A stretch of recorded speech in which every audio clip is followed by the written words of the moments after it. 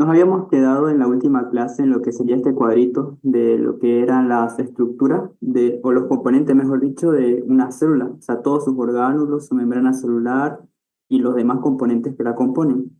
Exactamente nos habíamos quedado aquí en el aparato de Golgi, pero si tienen alguna duda o querían que les haga recuerdo algo, solo díganlo con toda confianza. Les hago recuerdo que yo no puedo leer el chat cuando estoy compartiendo pantalla.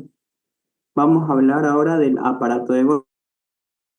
El aparato de Golgi es un orgánulo, perdón, muy importante de la célula. ¿Por qué? Porque funciona como, es un depósito grande donde se va a almacenar todas las proteínas que se han sintetizado en el ribosoma. Primero las proteínas se van a sintetizar en el ribosoma. Después que se han sintetizado en los ribosomas, las proteínas ¿dónde se van a ir? Al aparato de Golgi para poder ser almacenadas y ser utilizadas cuando sea necesario, es decir, cuando estemos sintetizando alguna proteína o alguna estructura que queramos sintetizar también. Puede ser, por ejemplo, un aumento en la masa muscular. En ese momento el aparato de Golgi va a trabajar y va a liberar las proteínas que tenía almacenadas.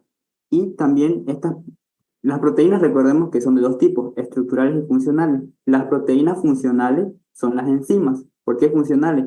Porque tienen una función específica, o bien es de catalizar reacciones bioquímicas, o bien de biotransformar alguna molécula.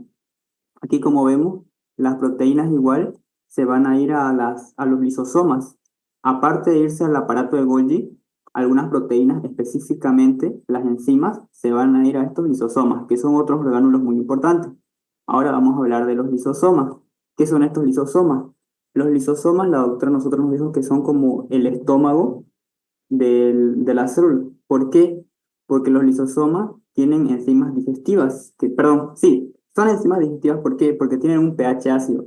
Eso los asemeja a las enzimas digestivas, porque recordemos que las enzimas del estómago se encuentran en un pH de 1,5, es muy ácido, para la degradación de los alimentos que nosotros consumimos.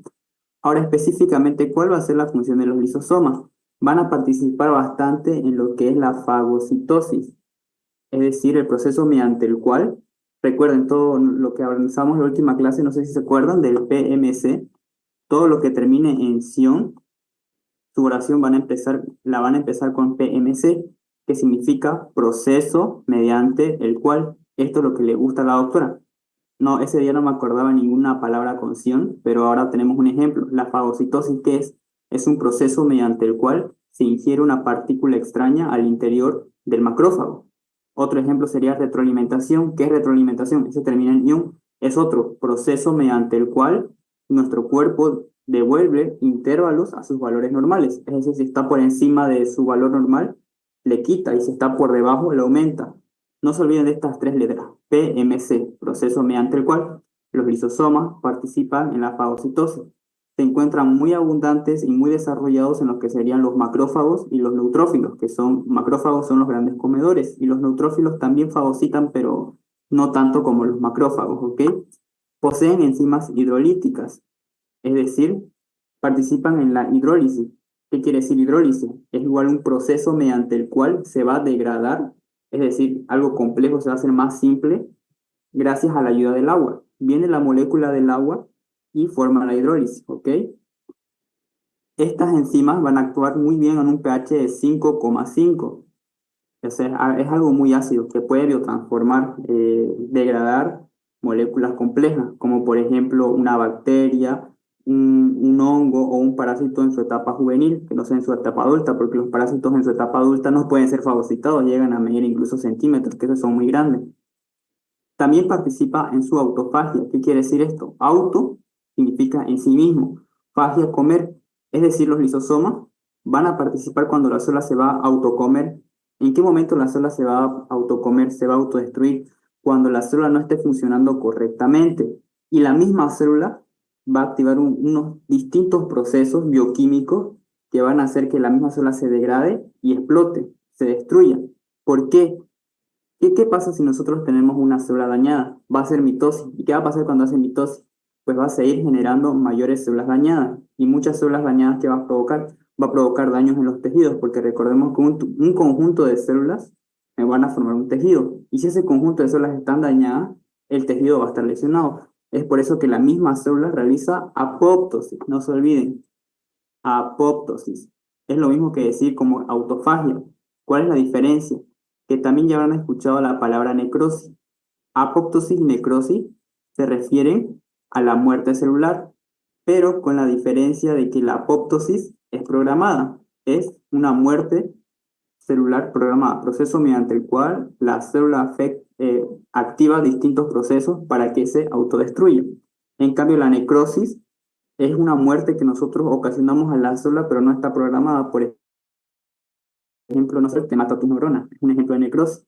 O te cortas tú tu dedo y lesionas tu endotelio vascular, es una forma de necrosis, es una muerte de la célula que no está programada, que solamente ocurrió así desprovisto, ¿ok? En la apoptosis, los lisosomas se van a activar, van a liberar sus enzimas hidrolíticas y ¿qué van a hacer? Van a comer las células, la van a degradar a la célula hasta que ésta se destruya, ¿ok? Por eso dice sistema digestivo de la célula y apoptosis, esa es su función. El lisosoma es un órgano muy importante, tómenlo en cuenta nomás. Y lo que fue PE. Este PE no fue en mi año, pero vi en algunos bancos de preguntas que decía función de los peroxisomas. Vamos a explicarlo. Los peroxisomas son igual orgánulos de la célula. ¿Por qué? Porque tienen el sufijo soma. Soma proviene del griego que significa cuerpo. Por eso dicen soma neuronal, cuerpo de la neurona. Pero, o sea, este sufijo pero se refiere a un componente químico que es el peróxido de hidrógeno. Así que su función principal es biotransformar este peróxido de hidrógeno en agua. Acá pueden ver, ¿no, chicos? H2O2. Esta es la fórmula bioquímica del peróxido de hidrógeno. ¿Y qué hace esta enzima? Este peroxisoma libera una enzima, que es la hidroperoxidasa. Esta enzima hidroperoxidasas se encarga de biotransformar el peróxido de hidrógeno en agua. ¿Cómo lo hace? Acá tenemos al peróxido de hidrógeno. ¿Y qué hace exactamente? El peróxido de hidrógeno viene aquí y ¡zas! Quita lo que es estos dos, este número 2 del oxígeno y lo va a transformar en H2O. Y así en este número 2. ¿Y qué es esta molécula? Es la molécula de agua. Eso es lo que hace. Ahora, ¿este peróxido de hidrógeno es malo? No, en realidad es algo bueno. Es un radical libre. Es un radical libre muy potente. No sé si se acuerdan lo que les dije en la última clase, el radical libre. Los radicales libres son moléculas que tienen un electrón impar. ¿Y qué hacen? Van a buscar a toda costa emparejarse con un electrón. ¿Y qué pasa cuando se empareja con un electrón? Daña la membrana celular y le hace muchos agujeros a la membrana celular. Y de esta forma los radicales libres perforan la membrana celular y la célula se hincha. Esta célula puede ser una bacteria, un hongo o una célula dañada. Es un radical libre, pero cuando esté en exceso este radical libre es dañino. ¿Por qué? Porque ataca a nuestras propias células, hace que nuestras células exploten. Eso sería necrosis, ¿ok? Y esta enzima, si la tenemos en muy poca cantidad, el peróxido de hidrógeno va a estar muy aumentado, muy elevado, va a ser tóxico para nosotros y pues va a ser grave. Así que este orgánulo es muy importante y por eso fue pregunta de examen. Dígame la función de los peroxisomas. Ustedes tendrían que poner que posee una enzima de tipo hidroperoxidasas. ¿Cuál es la función de esta enzima? Es biotransformar el peróxido de hidrógeno en agua. Eso sería todo. Es la función más específica, pero también tiene otras funciones muy importantes, que es cuando nosotros ingerimos grasa, cuando comemos grasa animal. Porque ¿qué hace más? Esta enzima, ¿qué más hace? También cataliza los ácidos grasos, tanto exógenos, es decir, del exterior, exo quiere decir afuera, y endógenos, endo significa adentro, y los biotransforma, ¿ok? Los descompone para que así pueda ser utilizado por nosotros como una fuente y almacenamiento de energía. Ahora vamos a ir con otro orgánulo muy importante, que es el citoesqueleto. El cito significa citoplasma, que está en el citoplasma y en la célula, y esqueleto, pues lo que nosotros ya conocemos. ¿Cuál es la función de nuestro esqueleto, de nuestro cuerpo humano? Es dar rigidez, forma y sostén a los distintos órganos que tenemos. Y lo mismo sería en la célula. Se encarga de dar rigidez, movilidad a los orgánulos en el interior de la célula. Así que, ¿por qué va a estar compuesto? Pues obviamente por proteínas, porque recordemos, las proteínas son de dos tipos, de estructural y funcional. Las estructurales participan en esto, por ejemplo, en el citoesqueleto, dar forma y rigidez a las células. Y las funcionales, no se olviden, son las enzimas. Y ahora vamos a hablar de otro orgánulo, que es el núcleo, el orgánulo más importante de la célula eucariota. ¿Cuál es su función? Nosotros sabemos que el núcleo contiene ADN. Este ADN en el núcleo está enrollado, más o menos así enrollado, y cuando está así enrollado se denomina cromatina. No lo van a confundir con cromosoma. ¿Cuándo se dice que es cromosoma? Recuerden, soma significa cuerpo y cromo color. Cromosomas son eso ya lo que vemos como X, ¿no ve? Lo que vimos en biología, eso ya son los cromosomas. No se van a confundir con cromatina, que es muy común confundirse. Esos son los cromosomas. Son cuerpos de color. Cromatina es cuando así está como una pita larga desenrollada que va a todas las direcciones. Esa es cromatina. ¿Y de qué está compuesto la cromatina? Pues de ADN. Toda esta pita es un conjunto de ADN. Ese es cómo está compuesto un núcleo, por cromatina y enzimas. Las enzimas pues son las proteínas. Una enzima muy importante que no está aquí, pero la otra lo dice, es la ARN polimerasa. ¿Por qué es muy importante? Porque la ARN polimerasa permite este paso, el primer paso para la síntesis de proteínas, que es la transcripción. ¿Ok? No se pierdan aquí, chicos, presten atención. En el núcleo tenemos una enzima muy importante, que es la ARN polimerasa. El ARN polimerasa es el primer paso para la síntesis de proteínas, porque para sintetizar proteínas tenemos dos pasos importantes también, que es la transcripción y la traducción. Es en este orden. Primero se da la transcripción y luego la traducción. Miren, estas palabras terminan con ción, así que ¿cómo empezarían su oración ustedes? PMC, proceso mediante el cual la transcripción que es cuando una molécula de ADN se ciende en dos. Acá tenemos dos cadenas. Este era el ADN, porque el ADN saben que son una cadena helicoidal. Esta cadena de ADN se separa así en dos y una se utiliza como plantilla para la síntesis de ARN. Esta ya sería la nueva ARN y este es el proceso de transcripción, cuando la cadena ADN se ha separado y uno se ha copiado el material genético del ADN y se forma el ARN. Este ya sería el nuevo ARN. Ese ARN, ¿a dónde se va a dirigir? Se va a dirigir hacia los ribosomas para que pueda leer el ribosoma al ARN. Y ese proceso donde se lee el ribosoma se llama traducción.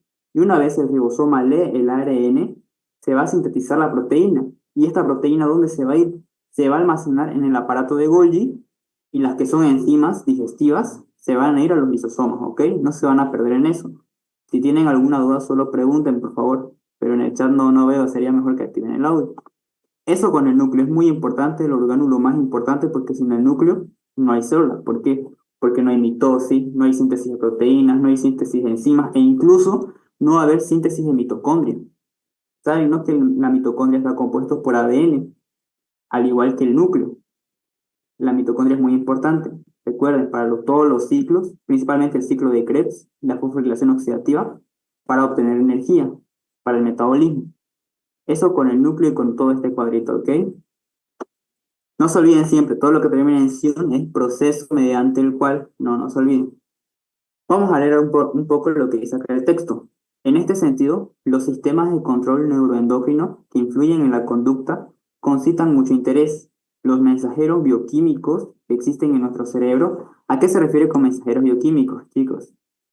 Mensajeros bioquímicos, aquí la doctora se refiere con los neurotransmisores. Y si la doctora les pregunta, ¿qué es un neurotransmisor? ¿Cómo empezarían ustedes? No se olviden. Compuesto, químico, orgánico, principalmente endógenos, pero también hay exógenos, que es lo que nos va a decir en este video ahorita. ¿Qué es un neurotransmisor? Es un mensajero bioquímico. ¿Y qué es un mensajero bioquímico? Es un compuesto químico orgánico endógeno. Leamos.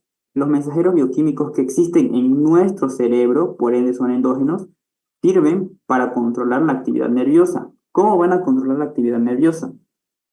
Tenemos aquí dos neuronas, una neurona y otra neurona. Las neuronas, principalmente casi más del 50% de sus comunicaciones, que sea una neurona a otra, es una comunicación química, donde liberan un neurotransmisor al espacio sináptico. En este espacio sináptico, el neurotransmisor después se le une a la otra neurona y transmite la actividad nerviosa. ¿Qué quiere decir con la actividad nerviosa? El impulso nervioso. ¿Y qué es el impulso nervioso? Es lo que captó la neurona del exterior. Por ejemplo, si a mí viene un gato y me araña, yo voy a sentir dolor. ese dolor va a viajar desde mi mano hacia mi sistema nervioso central, o sea, hacia mi cerebro y encéfalo. ¿Y cómo va a ser ese viaje? Mediante comunicaciones de neuronas desde que están en mi mano, se va a comunicar con mi médula espinal, de mi médula espinal se comunica ya con mi encéfalo, con mi bulbo raquídeo y demás, y llegan al cerebro. Y todo ese viaje se hace muy rápido y se hace con ayudas también de neurotransmisores. Estos neurotransmisores van a comunicarme el dolor que yo sentí cuando me arañó un gato para que llegue al cerebro y mi cerebro mande una respuesta efectora, o bien retirándome del dolor, o sea, retirándome del gato, o tal vez me va a hacer que yo golpee al gato. No sé, eso es autónomo, yo no lo controlo, ¿ok? Pero mejor si no lo golpeo, mejor si solo alejo mi mano. Eso, chicos, con lo que es un neurotransmisor. Transmite el impulso nervioso de una neurona a otra. Esa es su función. Recuerden, el neurotransmisor, ¿qué es? Es un compuesto químico orgánico endógeno cuya función bioquímica es la de transmitir impulsos nerviosos de una neurona a otra. Eso es una función exacta. No se olviden su función. Más adelante igual van a ver el concepto de neurotransmisor. Estos sistemas de control producen reacciones emocionales frente a los factores de la vida diaria. Como yo les dije, algo que pasa cotidiano, por ejemplo, que me arañe un gato, no sé, que me caiga, que me golpee el dedo chiquito del pie, etcétera. Por su importancia y necesidad, la neurofarmacología bioquímica se ha centrado en la modulación de los mensajeros endógenos y en los sistemas de señalización que controlan la conducta en el tratamiento de alteraciones mentales, como los trastornos de ansiedad, depresiones y esquizofrenia. ¿Qué nos quiere decir el resto del párrafo? El resto del párrafo nos quiere decir que ahora la ciencia farmacológica está sintetizando neurotransmisores exógenos. Por eso les digo que pueden ser tanto endógenos como aquí nos dice que los neurotransmisores van a ser exógenos, es decir, van a ser creados por el hombre, pero que van a tener la misma función que nuestros neurotransmisores endógenos. ¿Y para qué es útil esto? Cuando una persona tiene esquizofrenia, ansiedad o depresión, no es una persona fisiológicamente normal. Claro que puede estar normal, todos sus órganos están bien, pero fisiológicamente algo está mal. Y principalmente estas tres enfermedades, cuadros, se deben con lesiones en el sistema nervioso, no lesiones, sino que alteraciones en el sistema nervioso, que puede ser por una mayor síntesis o menor síntesis de algún neurotransmisor, y por eso tenemos los neurotransmisores exógenos, que me ayudan a controlarme estos cuadros de ansiedad, depresión y esquizofrenia. Esto, chicos, casi no es importante, lo único que es importante aquí es que la doctora nos introdujo los neurotransmisores, así que eso nomás quiero que se sepan, qué es un neurotransmisor y su función, no se olviden, compuesto químico orgánico endógeno, pero también puede ser exógeno, cuya función bioquímica es la de transmitir impulsos nerviosos de una neurona a otra. Eso. Continuemos. Ay, qué feo, no sale esto.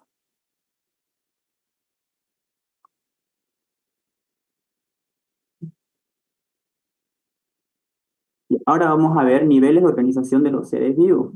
Como ya les había comentado antes, un conjunto de células me va a formar un tejido. Pero una célula, ¿cómo va a estar formado? Una célula va a estar formado por un conjunto de moléculas. Y una molécula, ¿cómo está formado? Por un conjunto de átomos. ¿Y los átomos de qué están formados? Los átomos, recordemos, están formados por tres componentes básicos. Los electrones, que es lo que lo orbitan, que está por aquí en el exterior. Los protones, que se encuentran al ladito de los neutrones. Los electrones tienen carga negativa, los protones tienen carga positiva y los neutrones, su nombre lo dice, son neutros, no tienen ni carga positiva ni negativa, ¿ok? Este conjunto de átomos se van a unir varios átomos y me van a formar una molécula. Un conjunto de moléculas, es decir, varias moléculas se van a unir y me van a formar una célula. Y varias células se van a unir y me van a formar ¿qué? Un tejido y varios tejidos se unen y me forman un órgano. Puede ser un hueso, un músculo, el hígado, el corazón, etcétera. Todo eso está formado de tejido. Y un conjunto de esos órganos que cumplen una misma función me va a formar un sistema.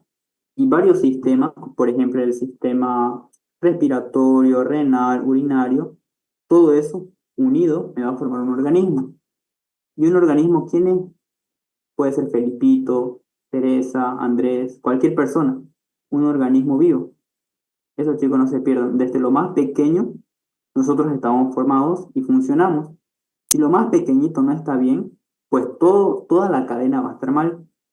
Es por eso que cuando tenemos moléculas que son raras, que fisiológicamente no deberían haber, nos causan tanto daño o no podemos vivir tranquilamente, porque eso más pequeñito es de lo que nosotros estamos formados.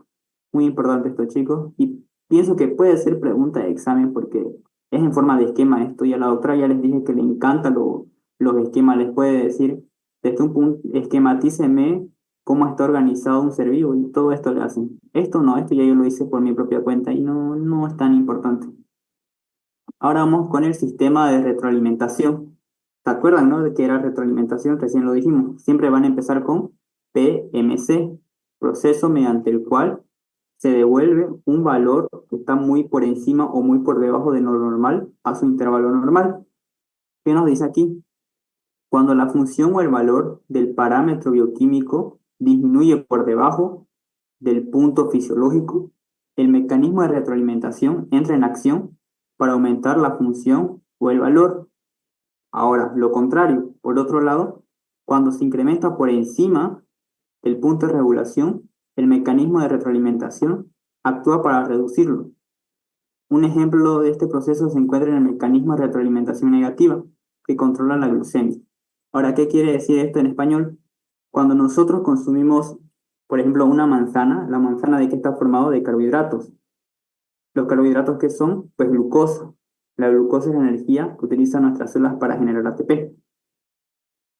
Esta glucosa, cuando nosotros ingerimos la manzana, a los 15 o 10 minutos después de ingerir la manzana, la glucemia, que es la concentración de glucosa en sangre, va a aumentar.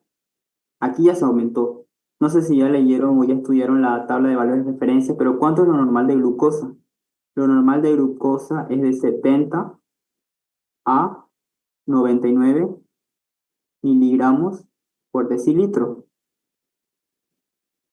Miligramos por decilitro. Esto cuando la persona está en ayuno, porque cuando ya come algo aumenta. Pero ya, esto es lo normal. Cuando nosotros no comemos es de 70 a 99 miligramos por decilitro. ¿Qué pasa si nosotros comemos una manzana? Como ya les dije, está formado por carbohidratos. ¿Y los carbohidratos qué son? Glucosa. Nuestra glucosa va a aumentar, puede llegar a 120. ¿Y qué va a hacer nuestro cuerpo si llega a 120? Está por encima de lo normal, por encima de 99. Así que va a ser una retroalimentación negativa. Va a disminuir este 120 a su valor normal de, pongámosle, el paciente lo normal que tiene casi siempre es 80. A esto lo va a devolver. ¿Y cómo lo va a devolver? Pues liberando insulina. Recordemos que la insulina es una hormona que tiene función hipoglicemiante. Hipo quiere decir baja, o sea, disminuye la glucosa cuando está elevada y la pone a 80. Ahora, con este valor se encuentra el paciente, que es un valor normal, porque está en sus rangos, en sus parámetros normales.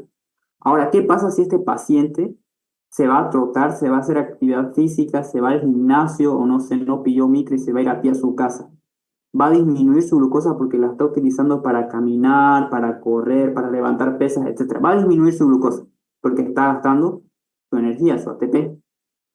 Disminuye la glucosa, digamos, a 60. ¿Y ahora qué pasó? Se disminuyó, está más bajo de lo normal. ¿Y qué va a pasar aquí? Aquí ya no se va a liberar insulina, se va a liberar glucagón. Este glucagón es una hormona, es decir, es un compuesto químico orgánico endógeno cuya función bioquímica es hiperglicemiante. ¿Qué quiere decir hiper? Hiper es mucho, aumento. Va a aumentar la concentración de glucosa en sangre. ¿Cómo lo va a hacer?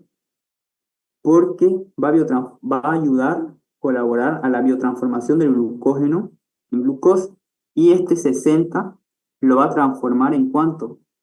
Digamos que lo va a transformar a 75, que esto ya es su valor normal, está en sus parámetros normales. Miren, aquí disminuyó, hizo disminuir la glucosa que aumentó y aquí aumentó la glucosa. Eso se refiere con sistema de retroalimentación. Es un proceso mediante el cual nuestro cuerpo, a través de diferentes mecanismos, devuelve el valor de un intervalo a sus parámetros normales. ¿ok? Acá está el parámetro normal de la glucosa. Y no solo con la glucosa, también lo va a hacer con otras moléculas importantes, puede ser el sodio, cuando nosotros consumimos muy salado, nuestra orina va a ser muy concentrada. Puede ser también con las proteínas, incluso las grasas, con todo, con todo, con todo. Para eso, con el paso de que vayamos los temas, se van a dar dando cuenta cómo es que nuestro cuerpo regula todas las cosas. Ahora aquí, esto ya lo hablamos con el ejemplo. La doctora en esta clase nos habló del alcohol y el humo. Muy importante, estos dos son aceleradores. ¿Qué quiere decir? Catalizadores de las enzimas. ¿Y por qué es muy importante saber que son aceleradores de las enzimas? Porque muchas personas que van al hospital toman, beben, normalmente llega a fin de mes algunos y se van a tomar, algunas personas mayores que trabajan de albañil, de costurero, etcétera. Esos ejemplos nos da la doctora. Cuando una persona es alcohólica o se expone bastante al humo, como por ejemplo hubo los incendios del año pasado, donde hubo mucho humo, tenemos que nosotros parar oreja y saber cómo administrar los medicamentos. ¿Por qué? Porque como dice aquí, tanto el alcohol como el humo acelera varias enzimas. Esto es pregunta de examen, chicos, ¿no? Perdón, esto es pregunta de examen. Por favor, anótense o presten atención. El alcohol y el humo son inductores enzimáticos. ¿Qué significa inductores? Que aceleran a muchas enzimas, por no decir a todas las enzimas. ¿Y qué pasa cuando aceleran las enzimas? ¿Se acuerdan la función de las enzimas? ¿Se acuerdan de la chancla que le da su mamá a su hijo para que haga su tarea más rápido? Lo mismo. Las enzimas se encargan de que la molécula se biotransforme más rápidamente. Y no solamente las moléculas. Por ejemplo, los medicamentos, ¿de qué están formados? De moléculas.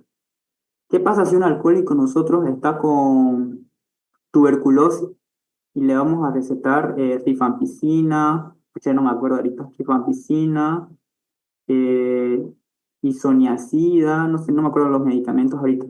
Pero, ¿qué pasa si a ese paciente con tuberculosis le recetamos esos medicamentos?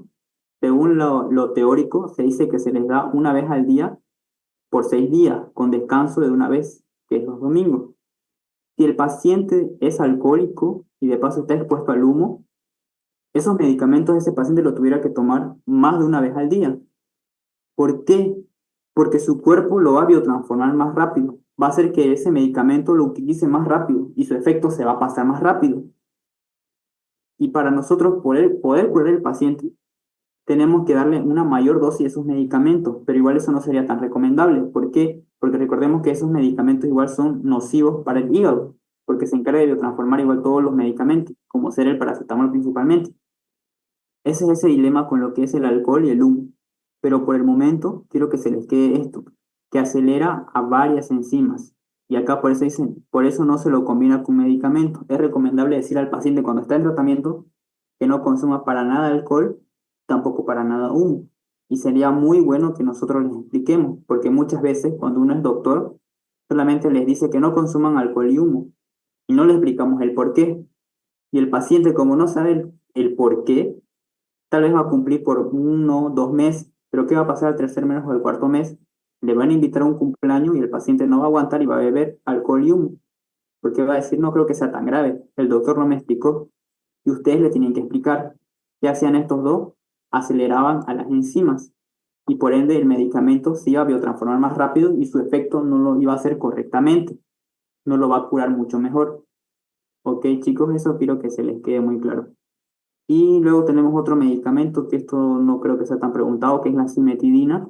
No sé si se acuerdan del citocromo P450. Se encargaba de biotransformar el 50% de todos los xenobióticos que nosotros ingerimos. Es decir, la mitad de una manzana se va a transformar aquí para que nosotros lo eliminemos por la orina. Y la otra mitad se eliminaba, ¿se acuerdan dónde? En la mitocondria, por los distintos ciclos. Este medicamento cimetidina, que es muy dado en nuestra comunidad, me va a inhibir esta poderosísima enzima, ¿ok? Y después, eso sería creo que con este tema de niveles de organización de los seres vivos. Ahora vamos a pasar al otro tema de esta clase. Si tienen alguna duda, me lo hacen saber nomás por activando su micrófono o escribiendo el grupo de WhatsApp.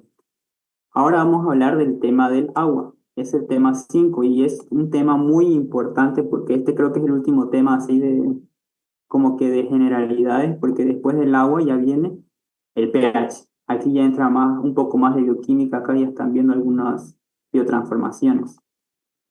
Ok, para empezar vamos a hablar de qué es el agua. Ustedes ya saben su fórmula bioquímica, que lo escribo todo el tiempo para resumir y no escribir agua. Es H2O. Aquí no hay ningún carbono, no hay carbono. Entonces, esto es inorgánico. Así que también es un compuesto. ¿Por qué? Recuerden, compuesto es la unión de dos o más elementos de la tabla periódica.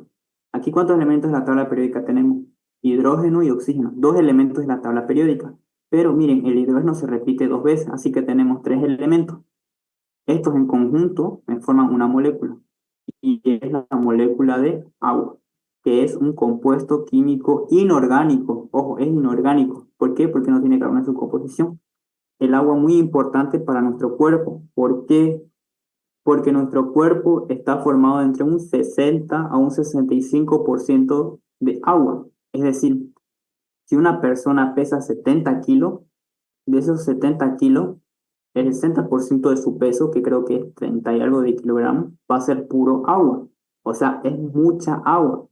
Es muy importante el agua. Nuestro planeta Tierra está formado, está rodeado de harta agua. O sea, el agua es muy importante. Sin agua no hay vida. Es por eso que Marte dejó de ser un planeta como la Tierra. ¿Por qué? Porque se le secó todo el agua, aunque recientemente se descubrió que en su interior tiene agua y puede volver a haber vida.